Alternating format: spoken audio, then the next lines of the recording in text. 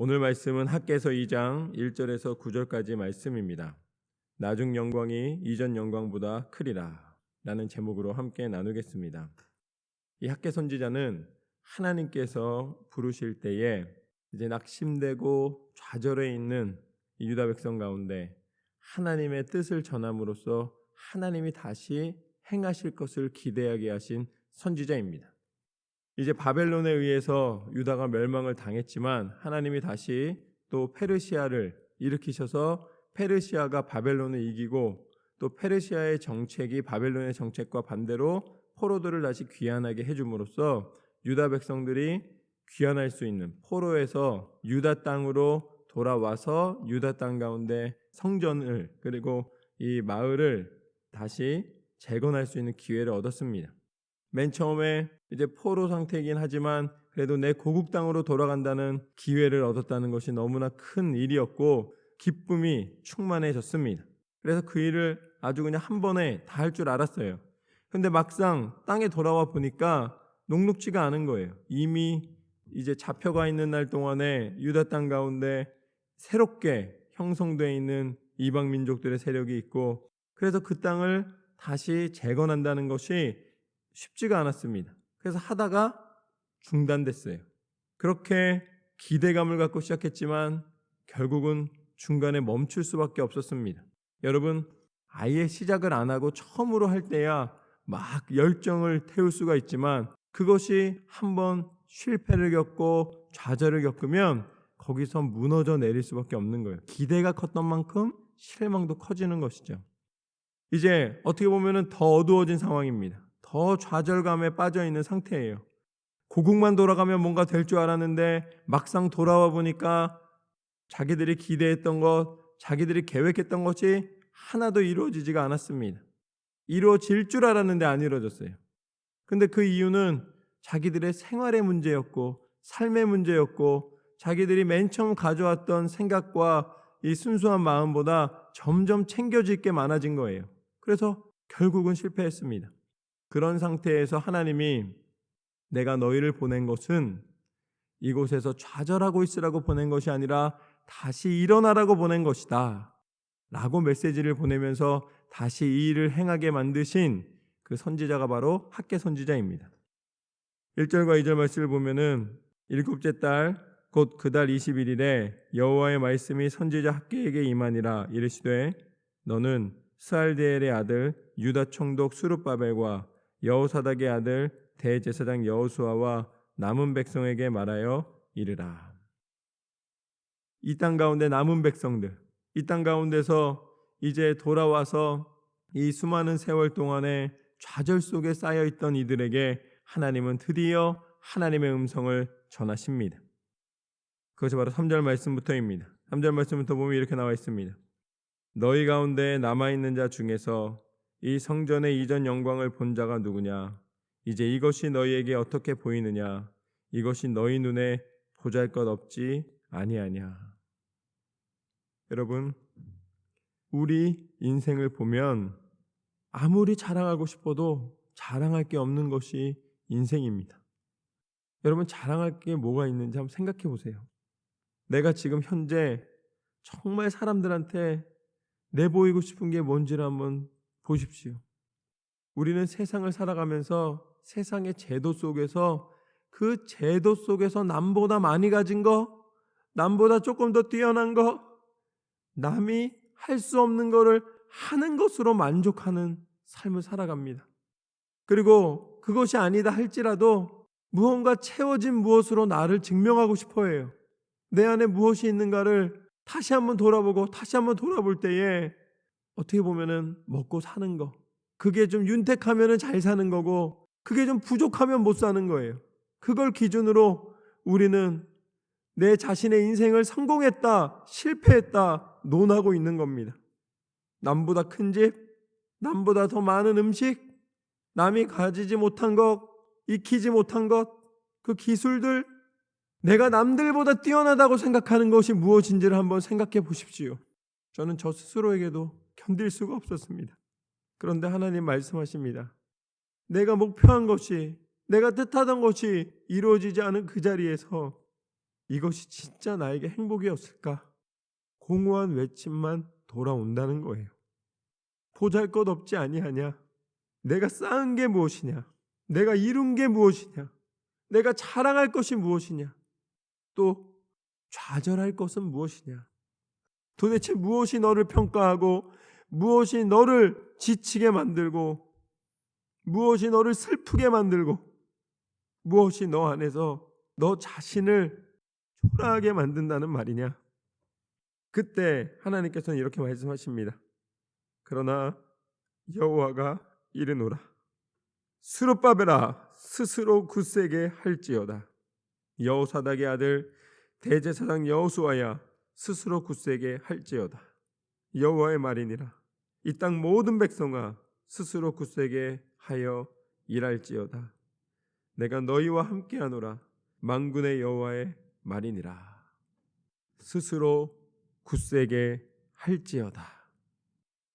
스스로 좌절하지 말라는 것입니다. 스스로 자랑하지도 말라는 것입니다. 스스로 평가하지도 말라는 것입니다. 우리는 하나님 안에 있을 때 존귀한 하나님의 사람입니다. 너희를 일으켜 세우라. 너희의 무너진 심령이 무슨 말이냐?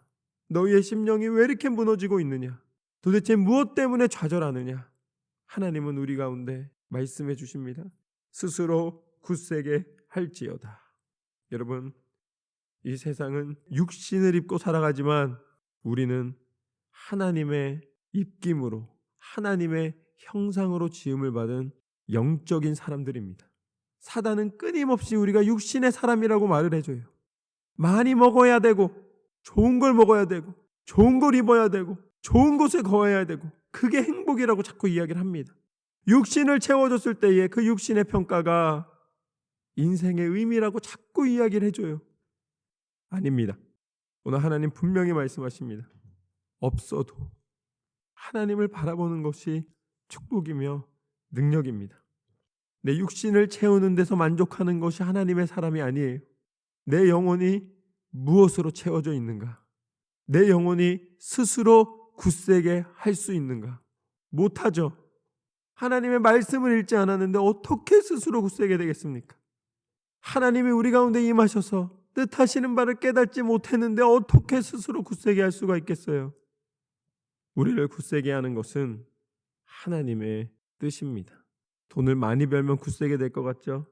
더 불안해져요. 그걸 지켜야 되니까. 또 더 인색해집니다. 또 너무 없어도 힘들어요. 그러나 그건 육신의 조건입니다. 여러분, 육신의 조건에 의해서 흔들리는 삶을 지금도 살고 싶으십니까? 평생 그렇게 살다 죽는 거예요. 아니에요. 끊어내십시오. 우리는 육신을 입고 사는 거지 육신에 속한 사람이 아닙니다. 우리는 영에 속한 사람이에요. 우리를 움직이는 것은 하나님의 영입니다. 우리를 움직이시는 것은 성령 하나님이십니다. 우리를 굳세게 하시는 것은 성령 하나님이십니다. 성령께서 우리를 붙잡고 계시기 때문에 우리는 앞으로 나갈 이유가 있는 거예요.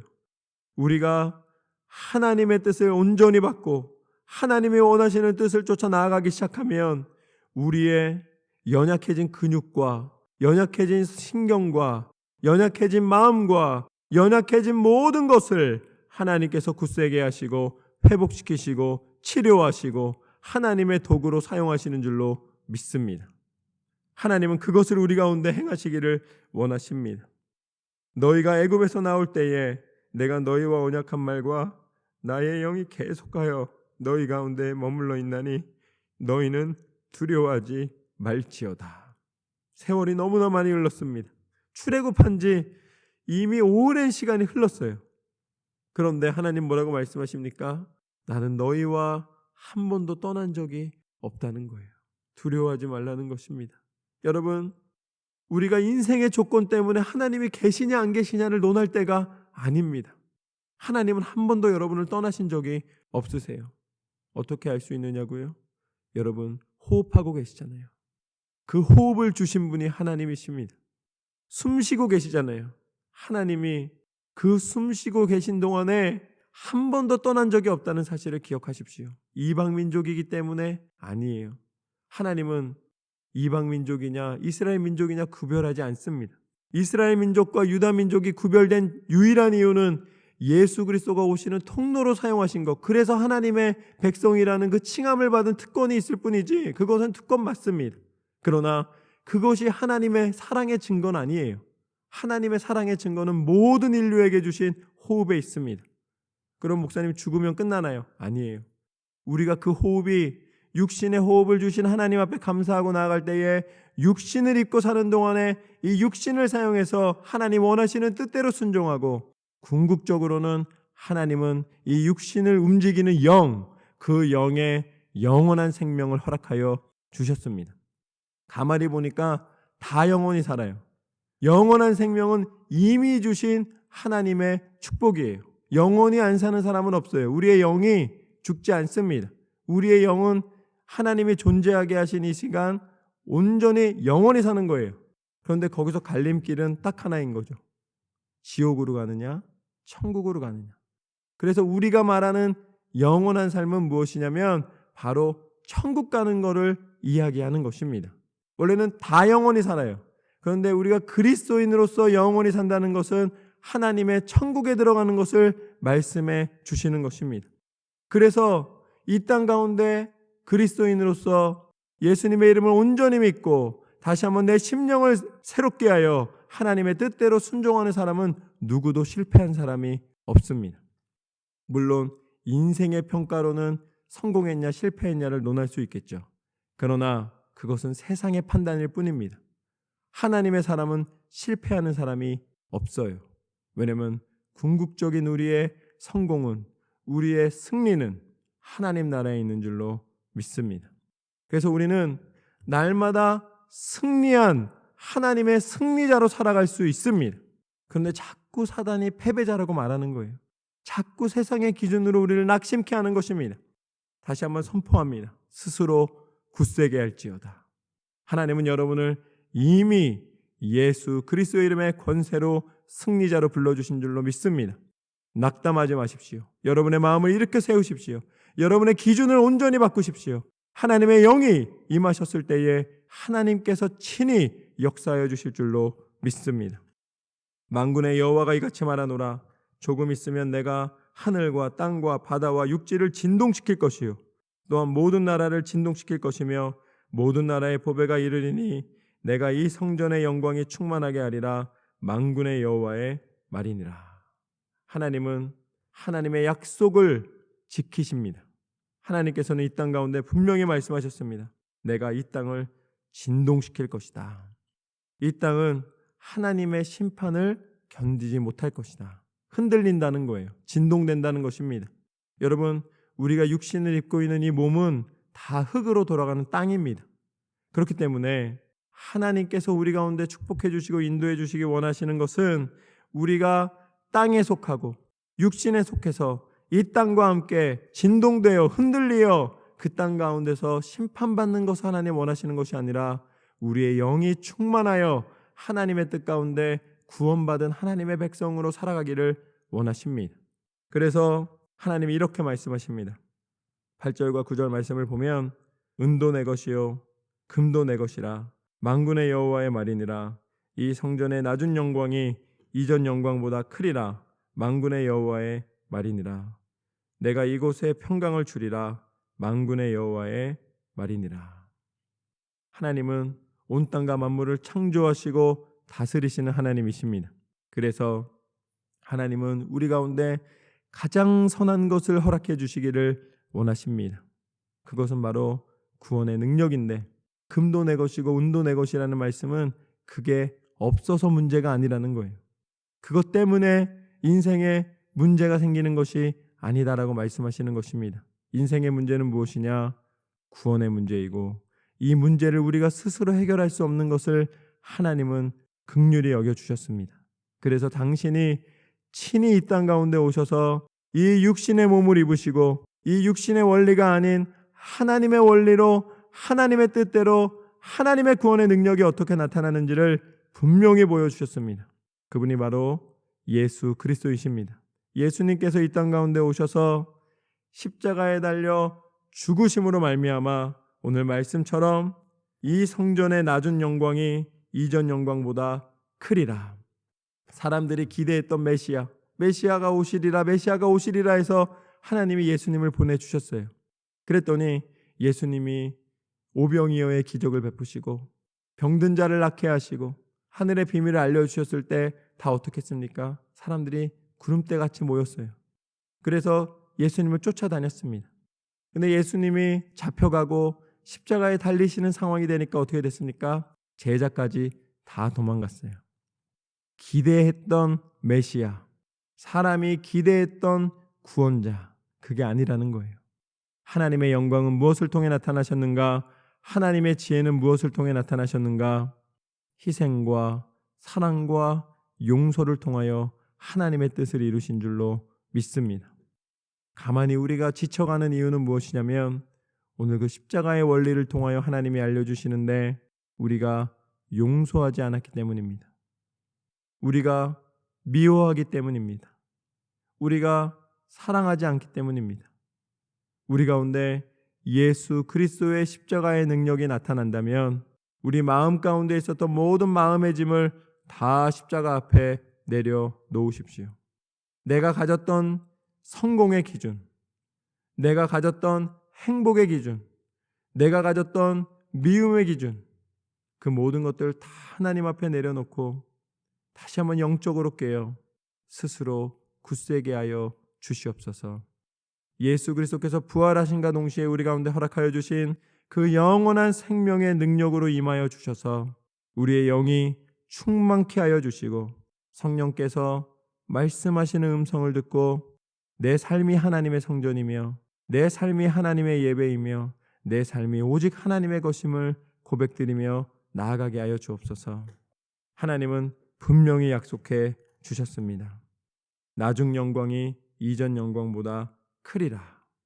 우리의 삶의 모든 순간이 다하고 하나님의 부르심을 받는 그날 우리는 하나님 나라 백성된 그 은혜를 감사하며 나아가게 될 줄로 믿습니다.